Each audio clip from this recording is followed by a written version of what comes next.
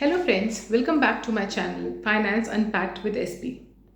Today I'm going to discuss an article that was published in Economic Times on April 14th. It says that RBI is expected to provide a dividend to the extent of 2.5 lakh crore to Government of India. I've highlighted certain points in green as you can see in this article and I will discuss it after the video.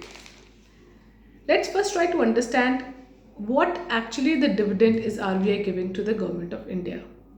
Is it the dividend that is actually in finance sense that we say, the dividend on investment on equity shares that we say, or is it something different? So it is not that typical finance dividend that we talk about, but it essentially the surplus that the RBI has to provide to the Government of India. Actually, Article 47 of RBI Act 1934 stipulates that RBI, from its income, after providing for all the expenses and provisions, any surplus that is left has to be transferred to the Government of India. This is requirement of Section 47 of RBI Act 1934. So what essentially is the relationship of RBI with Government of India? See, RBI act as a banker or as a fiscal agent to Government of India. It manages its treasury, it provides its short-term interest loans, and it helps in buying and selling of the government securities. So it is acting as a custodian to the government's functions and nothing more than that. What are the sources of income of RBI?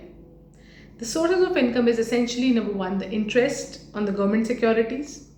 Number two, the interest that the bankers, that RBI earns through its liquidity adjustment facility, which is nothing but the repo rates that we discussed in our last video. Some commissions that the RBI earns from managing the accounts of central and state governments. And lastly and most importantly, the foreign exchange transactions. Let me elaborate the last one, the foreign exchange transactions. How does foreign exchange transactions help RBI in earning income? Especially when the rupee is depreciating. That means the value of your rupee against external currency is going down. The value of rupee is depreciating, but the RBI is earning from it. Let's see how. So RBI keeps a lot of foreign currency in terms of this forex reserve. Let's talk about the major currency, which is the USD. Let's suppose it has got USD. When the foreign exchange was accumulated, the USD rate was 70 rupees. That means 1 USD costed 70 INR. Now what happened? After a certain time, the USD start gaining the strength and the INR start depreciating. And it falls to the extent of 75 rupees. So now, earlier which USD costed 70 rupees, now it is costing 75 rupees. So if I sell 1 USD, I get 75 rupees. That is the depreciation. Or in the terms of depreciation, we can say that earlier when I have to purchase 1 USD, I have to provide it 70 rupees. Now if I have to purchase 1 USD, I have to shell out 75 rupees. I have to shell out extra 5 rupees. But that is the reverse is also true. If I sell USD earlier, I used to get 70 rupees. But if I sell USD now, I generate 75 rupees. When the rupee starts depreciating, the RBI starts selling the USD. Now, if you remember, we have accumulated our reserves when the USD was INR 70. Now the rupee has depreciated to 75. So what is essentially RBI doing? It is selling USD and purchasing INR. So for each USD it is generating a 75 rupees.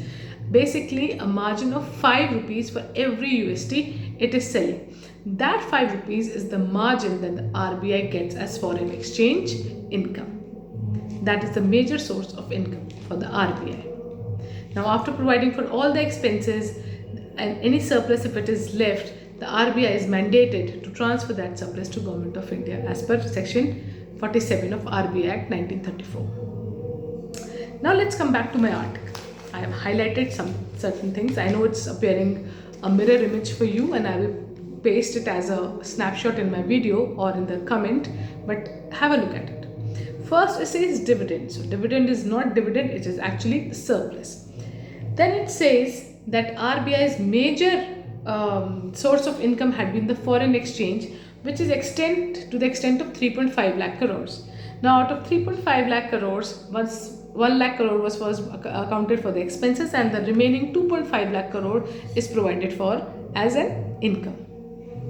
Now, it also says that RBI act as debt manager to the banks, basically a fiscal agent or a custodian to the government of India. And lastly, it says the North Block. So, North Block is nothing but the Government of India building. One point that I have not covered is that this excess dividend will help reduce the center, shrink its fiscal deficit. Do you know how? Do let me know in the comments and follow me for more such videos. Thank you.